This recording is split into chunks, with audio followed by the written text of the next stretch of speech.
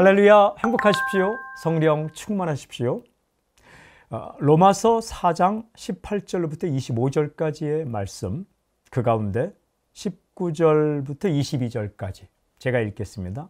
그가 백세나 되어 자기 몸이 죽은 것 같고 사라의 태가 죽은 것 같음을 알고도 믿음이 약하여지지 아니하고 믿음이 없어 하나님의 약속을 의심하지 않고 믿음으로 견고해져서 하나님께 영광을 돌리며 약속하신 그것을 또한 능히 이루실 줄을 확신하였으니 그러므로 이것이 그에게 의로 여겨졌느니라.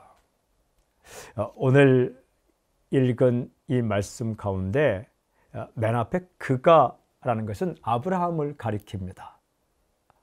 그 아브라함의 행동 가운데 굉장히 중요한 것을 이제 말씀하시는 거죠. 굉장히 중요한 단어가 세 번이나 반복됩니다. 믿음, 그 다음에 믿음, 그 다음에 믿음. 세 번이나 믿음, 믿음, 믿음. 그러니까 아브라함을 왜 이야기하는가? 믿음이 무엇인가? 믿음이란 무엇인가를 이야기해서 하려고 하는 거죠. 그런데 굉장히 또 그 중요한 단어가 나오는데 두 번이나 반복되는 단어가 나옵니다. 하나님의 약속, 그 다음에 약속. 약속, 약속. 누구의 약속? 인간의 약속이 아니라 하나님의 약속. 하나님의 약속.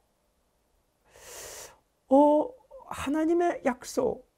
하나님의 약속은 내용이 무엇입니까? 이렇게 됐어요.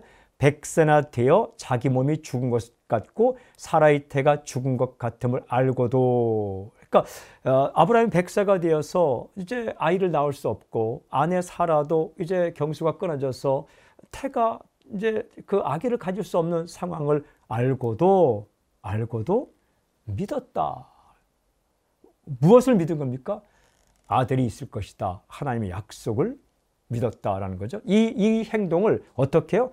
맨 끝에 의로 여겨졌느니라. 하나님께서 의롭게, 너는 믿었으니까 너는 의롭다. 인정! 이렇게 여겼다라는 거예요.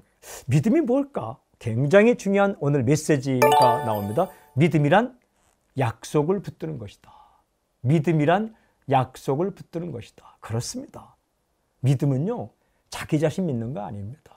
인간이 자기 자신 믿어봤자 부족하고 넘어지기 쉽고 깨어지기 쉽고 연약한 존재이지 않습니까? 믿음이란 하나님의 약속을 붙드는 것입니다. 어떤 약속? 내가 믿으면 의롭다 여기겠다.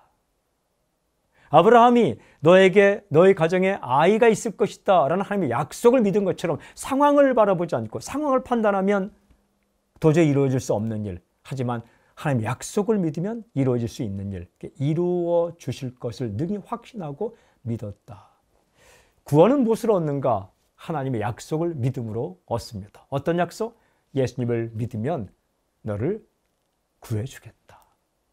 하나님의 자녀로 삼겠다. 그리고 너의 죄를 용서해 주겠다는 하나님의 약속. 우리의 조건 보는 거 아닙니다. 어떻게 그런 일이 있을 수 있겠는가? 인간의 가능성을 보는 게 아닙니다. 하나님의 약속. 신실하신 하나님, 하실 수 있는 하나님. 믿음이란 하나님의 약속을 붙드는 것이다. 믿음으로 사십시오. 약속을 붙드십시오. 오늘 적용 기도, 하나님의 약속을 굳게 붙들고 믿음의 사람으로 살게 해 주십시오.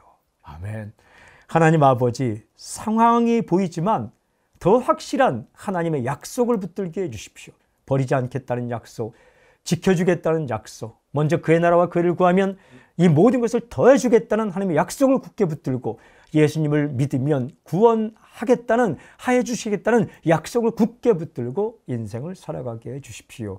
예수님의 이름으로 기도합니다. 아멘.